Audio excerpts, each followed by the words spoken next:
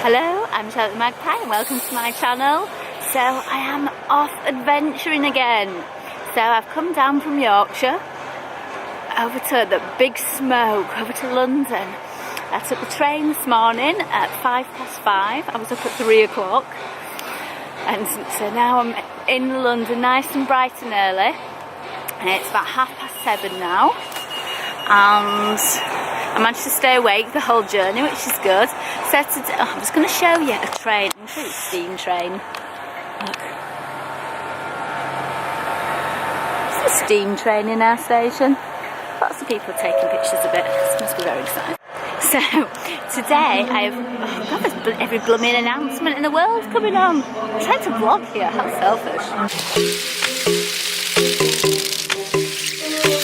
Blooming heck, it's the London Eye. Massive, isn't it? First time I've ever seen it. That's huge. Not sure I'd be that keen on going up there though. So here I am at the county hall for the Cosmopolitan Self-Made Summit, and it looks really gorgeous venue. It's really nice. Everybody who's here looks so stylish. Staff look amazing. Venue's amazing. I think it's going to be a really great day. You come in the rooms there, and they've got refreshments and breakfast for us all as well, which looks lovely.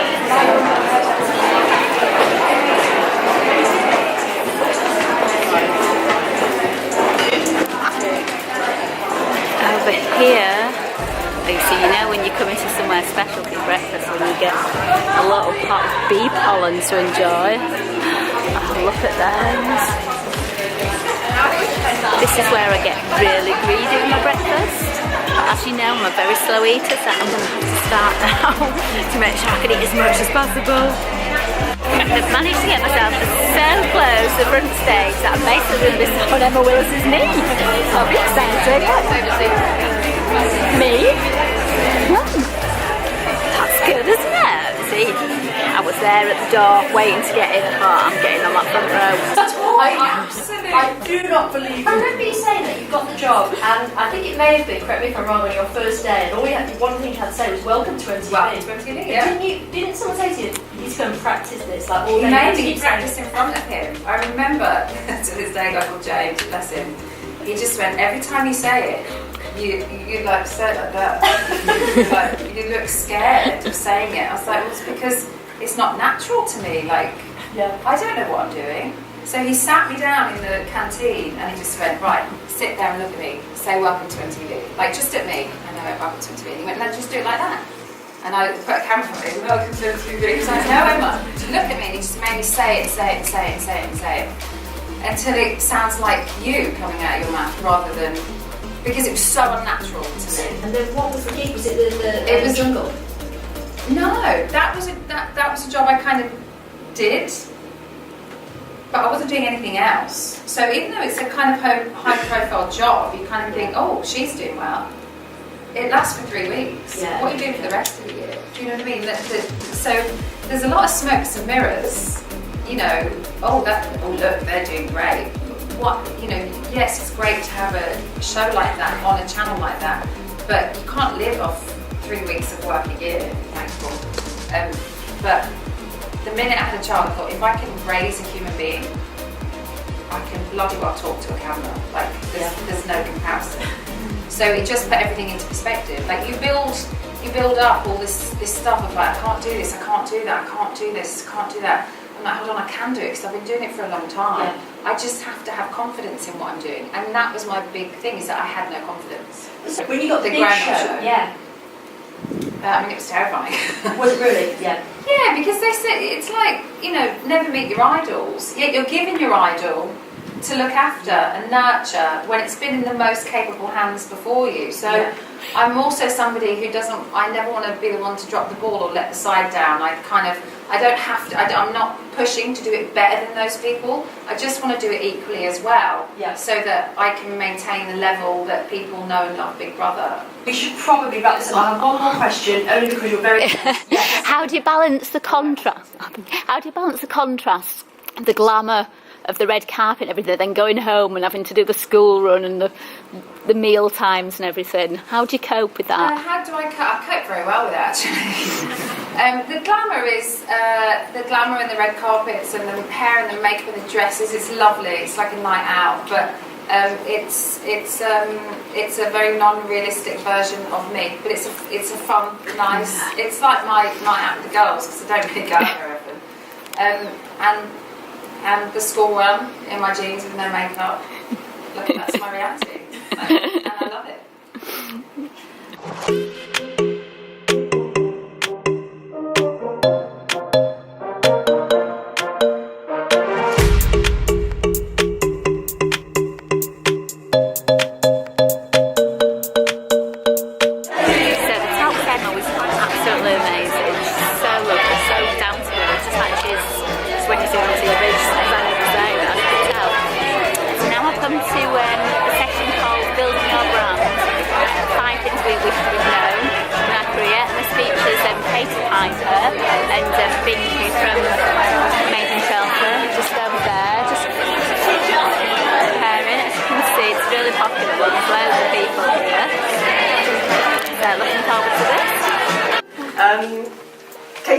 After a horrific and life-changing acid attack that put a stop to her modelling career, Katie not only survived, but has gone to rebuild her life and thrive. She's an award-winning businesswoman, a best-selling author, TV presenter and charity campaigner. TV presenter. Well, I'm 5'3", so I wasn't quite a Victoria's Secrets model. And in terms of TV, if you watch channel 978,000 at 3 a.m. on a Monday night, I used to work on the roulette channel, the DIY channel, so I was, more aspiring. So when it happened to me, after it happened on paper, I was now, disabled.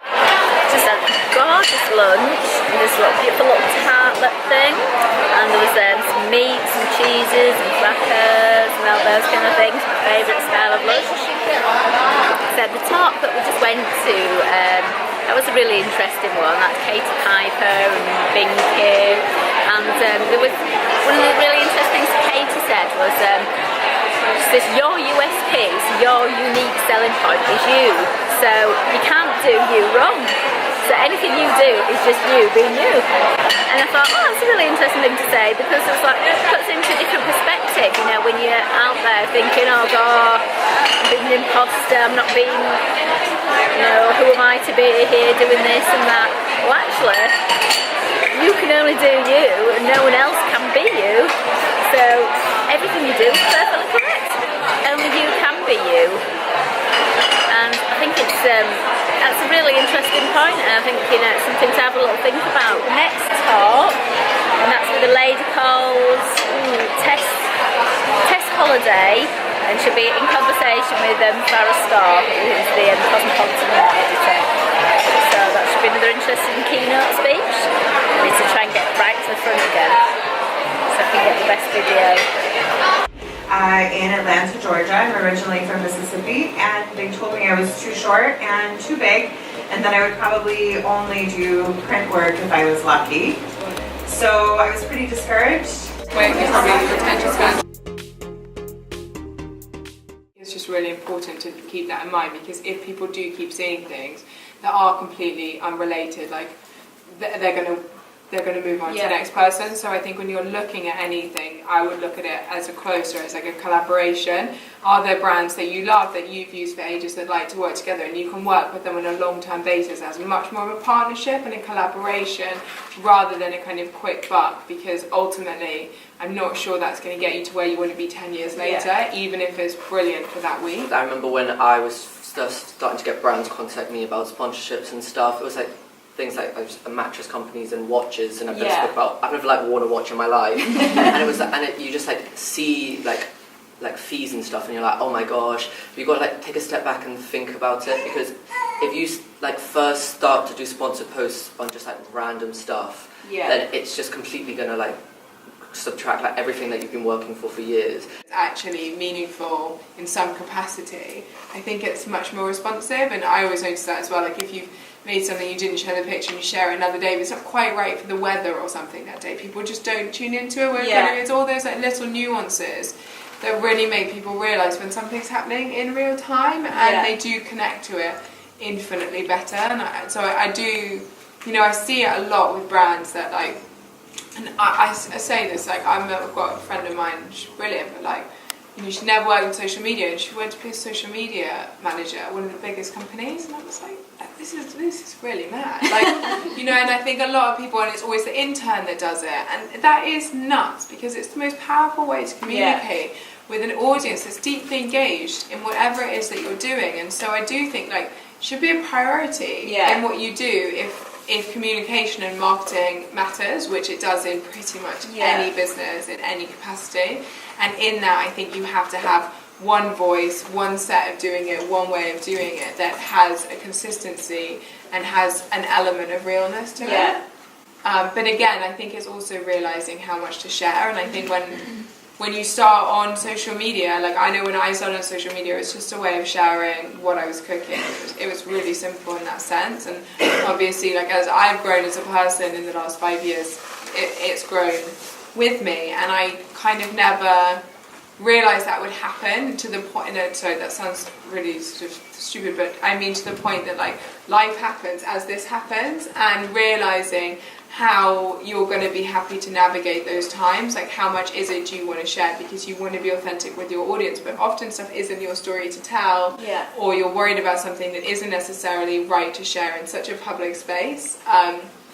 And so I think navigating those boundaries is something that is important to think about in the way in which you communicate with your audience, because, you know, are you happy to share every in and out of your personal life on something that is so public? Yeah, and that everyone can see. Totally, and is that the right thing to do? Because let's be honest, call a spade, it will get more engagement, but is it the right thing to do for the other people in your life? You know, and I think, you know, even if you're using it for your career goals, you're still going to be kind of conscious. Hello! So here I am, day 2 of the Cosmo Self-Made Summit, and today I'm looking forward to see it. So today the keynote speaker in the morning is Flack, which should be really interesting. She's really lovely. And then I'm going to a networking 101, and Jacqueline Gold's in that, which I'm really excited about seeing. Later on, I'm going to something about later on. There's the Super Influencer Masterclass, How to Crack the Insta Elites Code, and that's with Alice, who's known as Clean Eating Alice Living. That should be another really interesting one. So again, you know, there's lots of really lovely people here, lots of lovely women here, entrepreneurs, coaches, all different kinds of people. So I'll be chatting to a few of those, and also I'll be enjoying the delicious food that they have. And you love what you do. You really truly love what you do. You know exactly where you want to go. And I don't think it ever feels like a slog. You know what I mean? So let's just go back to the beginning, because you came from, I remember in one of your Cosmo interviews, you said, look, I come from Norfolk, small, we've talked quite isolated, no connections. How then do you end up, I mean, Emma Willis yesterday said, how did a girl like me from sort of come up here?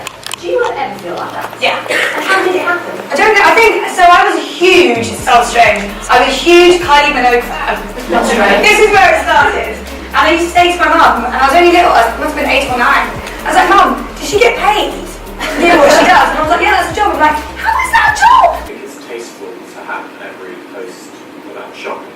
Or do you think the user's going to scroll through and be like, yeah, this brand's just trying to sell to me, they're not doing any original content? It's a good question, and I think it's a little bit of experimenting on like what's right for the individual brand and how much lifestyle versus product you typically do. I do think people love products on Instagram, and like Instagram is an incredible place for discovery, so you often find really cool things that you weren't expecting to find. well, that's the Cosmo Self-Made Summit done and dusted. It's a really good time. These are just, I'm just going to show the networking drinks. Let's have a look at all these gorgeous people.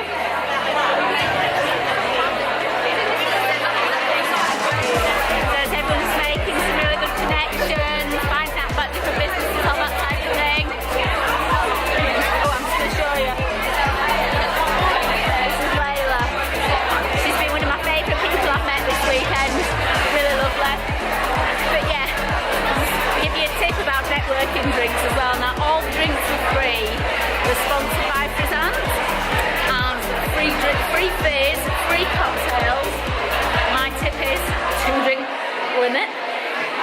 2 drinks, I'm already a little bit but yeah, so I'm going early just in case I feel tempted to have any more because the drinks are so delicious. So I'm going to go get my goodie bag now, my coat, and then trek through London and find my way home. But a really brilliant time, definitely recommend it. If you can come next year, I really would because it's been really good. And there we go. Cheerio for now. If you haven't subscribed, just press the button and I'll see you next time. Bye.